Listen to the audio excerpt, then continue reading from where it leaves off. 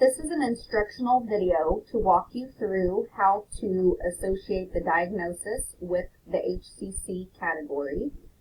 So I'm going to click on this link right here. Once that opens, it's going to ask you if you want to download, and you will. Then it's going to open up two different files. I want to open up the Microsoft Excel worksheet.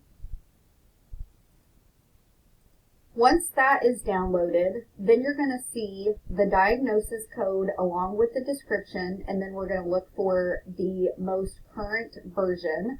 And with CMS HCC model category B24, and this is where we're going to get our associated HCC category. So for example, on this one, type 1 diabetes with ketoacidosis with coma, you can see that the HCC is 17.